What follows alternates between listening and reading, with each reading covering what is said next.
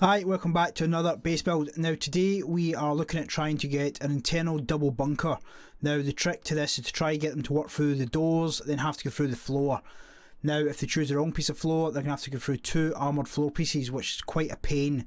This will take a minimum of 20 rockets complete as it is at the moment, depending on the doors that you have. Now before we had a full room for your TC within the bunker, we've got that again, but we've also got a loot area in the first compartment. Now you can break through that wall and just get straight through those doors. This is just a template example of a base. The method itself you can put into any sort of base really.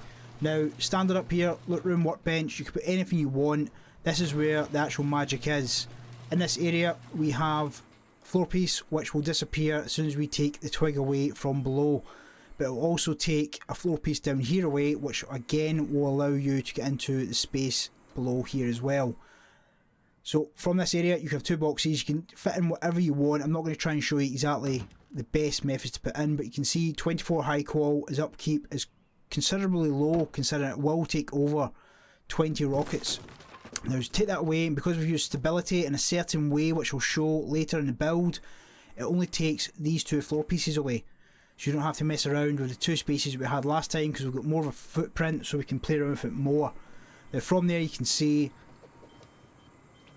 I can lock this back up from above. A lot of bunkers you have to do it from below. This one you can actually do it from above and just be a sleeper in the actual base itself.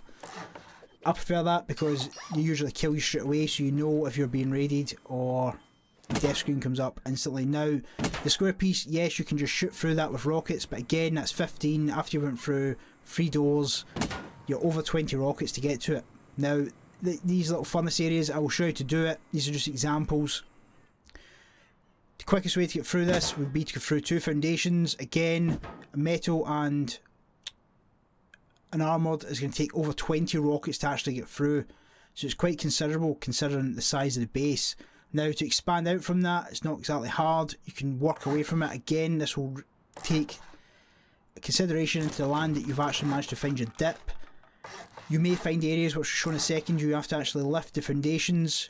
It's just part and parcel if you want to have this sort of base. You can do it on a flat area, but it's very difficult to do, so you just want to try and get some sort of gap in the ground where you can just set the first foundation, but we'll show that in the build. As you can see, you can work all the way around, build this out as honeycomb, and this will just add to the rocket count required, but remember you have to add to the top as well. If you want a second floor, you have to think of that pre-doing this and make sure you can actually get up to it. As you can see at the back, I had to take 2 foundations up because of the actual ground around me. So guys, let me jump into the build. Relatively straightforward. I'll have a picture up as well so you can see how it's done. Now after you find your dip in the ground, you're simply just going to bring it round in a stepped formation. Now I'll upgrade as I go along for this section simply because you have to follow this piece by piece. Now I'll show the stability and how it works shortly, however you will notice that it will work in different ways depending on what type of foundation and walls you have in place. Now step it up and work your way around trying to get the shape that I had up on the screen. If you can't see that picture well enough, you're more than welcome to join Discord. Link is below and I can send you the actual screenshot of the footprint and how it's to be done. I know a lot of people like to have a still image whilst they're actually doing it, so by all means join, and I will even put it in a room if there's enough call for it. So once you've done that, you're going to work your way around piece by piece as I am, trying to wrap it round. Now I'm not going to lie, this is not going to be straightforward. You will come across areas where it allows you to do some pieces and some areas will not let you do it. It's one of those where you just have to keep messing around with it, but again you can play around and change it up a little bit. The principle is the main thing for what we're trying to do. Jump on a creative server, play around. For a lot of people don't know, if you go on battle metrics, from the map you're actually playing on, you can, if you have your own server that you've downloaded from the files, you can find from battle metrics the actual seed that the map you're on and try and find an area that it'll work. Now, as you can see, this is your double bunker area. Now the stability section, I'm going to go through different stages of different types of resource being used, i.e. metal, stone, armoured. You will notice one big difference. Not every time it will allow you to have only one square drop. Now I want to show this because some people do it and will find it difficult to understand because they don't know a lot about stability. Most people that watch base builds are trying to learn, so this is a bit of a lesson on how stability works in Rust. So after this is all done up in metal, you will see when I take away the twig, it will drop 2 floor pieces. Now the reason for that is because metal doesn't have the same stability as armoured and Rust. Sometimes it will show the same, however it doesn't. If I take this away, you'll see 2 floor pieces are removed. Now if I start upgrading to armoured, you will find that that changes because armoured gains more stability. By simply upgrading these sections, and you can do foundations as well, it will start to allow you to only drop 1 piece. Now, as I said, a lot of people don't understand stability, how it works. It's very weird in Rust because it shouldn't really do it the way it does sometimes. However, Rust is Rust, nothing really makes sense.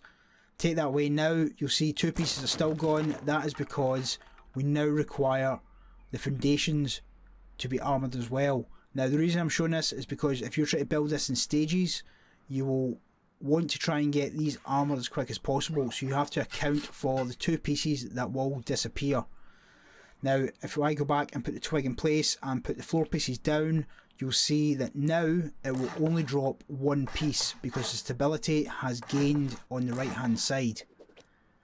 Take it to metal, drop it down. If I take the twig away now, you'll see it will only drop the 2 main squares that we're trying to use. Take it up and there you go. So one thing for stability, not all resource types hold the same stability in every state. It's one thing you really need to consider when you're base building. A lot of people don't understand this, they're new to the game, however it's just the way Rust works. So guys, what I'm going to do is I'm going to quickly upgrade all this to metal. I honestly suggest you do it all to metal in your base as well at some point, apart from the actual armoured foundations and sections that I've done, because that will add to the raid count when it's been taken from foundations, because people will try and go for foundations. Now as you can see, I have done it all in metal now. This area I will show that it doesn't actually change the stability if that's in metal. It doesn't make any shape or form, it doesn't adjust it in the slightest. Now for the actual base itself, it's completely up to you how you do it. As I said before, this is just a template. I'm going to use B grade now to speed it up because I don't want to prolong a simple video for what it should be. Taking it all the way around, have your outer foundations just as a section for the moment where it's just going to slow people down if they try to foundation wipe, because if you only have the 1 foundation from your bunker, it's 15 rockets and they're in straight away. With foundations to the outside, it's just going to add to that. You can't put them stone first, just bear in mind that stone doesn't yield the same rocket strength as metal. You can do the armoured ones around the bunker as well if you want, but again, bear in mind that that will only add to the upkeep for HQM. The key thing for these bases is to try and keep the high quality upkeep at a very, very low minimum, because you don't want to be farming just to keep your base going. Now the upkeep for this base is relatively low, however it doesn't have a defending floor, etc.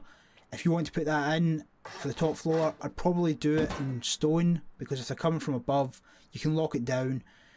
Everyone's going to get raided. The trick is to try and slow them down as much as possible. Now to do the furnace floors that I done in the actual honeycomb itself, I'll show that in a second. You can put that in if you want. I just like to utilise space as much as possible. However, some people may not want to use it. I just think it's easy to do. If someone's going to go through a wall, they still have to go through the little half wall as well. Yes, they can use splash damage, but they're only going to take a small wall and they still have to go through the armoured floor. So if anything, it could slow them down a little, but you're utilising the space. I'll put it all the way around just to show you the method it's used. It's just 2 half walls, take away the bottom and put a low wall in instead. I use it in probably majority of bases that I do, but you have to bear in mind some walls you can't do it. You want to try and make your base as secure as possible, so taking into consideration some of the walls. Now In this area here, you're going to want to make sure it's a solid wall, so it's not just one wall splashed down. Try and make this a secure area as much as possible. You can put just a solid wall in place if you wish. However, I would recommend putting 2 half walls in, which I'll show in a second, simply because you want to try and get like a little turret up there, or if someone's coming from above, they're going to have to splash down through a door. As I said, it's all about trying to make them use as much as possible to try and get through the base. You're not in no way, certain terms, going to be unraidable in any base unless you're on like a 100 times server. It's just, it's rust. It's how it is. There's always someone bigger and got more resource who can take it out. Now put 2 half walls in, put the floor piece in. Again, this will not alter the stability of the actual bunker below in any way, so don't panic. It will not affect it in the slightest. Now I'll show it now. A lot of people, as I said, don't understand a lot how stability works. Just to prove the fact that you don't have to panic because you're adding more floors and walls. Take this out, pop back up, and you can see it's all open once again. Now, you can put anything in your base that you want. I tend to put things like repair benches and research benches in a box and only use them when I need them, so I don't take up space. I like to have as little in my base as possible. Using garage doors is always key for me because I want as much space to run around as possible. I know a lot of people don't like using gears for garage doors, but I recommend you try and get them. If you're going to build up from this as well, make sure you have a maze of doors regardless. Doors are still the main way for people getting raided. That's why bunkers exist. That's why they're useful. If people are just going to satchel smash through doors, then this is going to stop them. If they're going to waste that many satchels to get into a bunker, then it's going to cost a fortune for them to do. Now, just to prove, because I put a double door frame up top just to show that stability isn't affected again. Put this in place, armour it back up. Again, if we take it out, put a TC in, I'll show you the full cost of what it is now as it stands. 19, that's because I missed a foundation which should be armoured, which is the first foundation you drop down to, the triangle. So guys, that is it. This is the double bunker. Now, I'm keen to see what you come up with. Again, join Discord if you want. Show me screenshots of what you've done. This is mainly a concept of what you can do with it. I'll try and do what I can with getting a triple bunker in place. It's one I'm working on just now, but it's proven difficult. The cost of this whole base is on screen now. And I will catch you in the next one. I go la la la la la la la.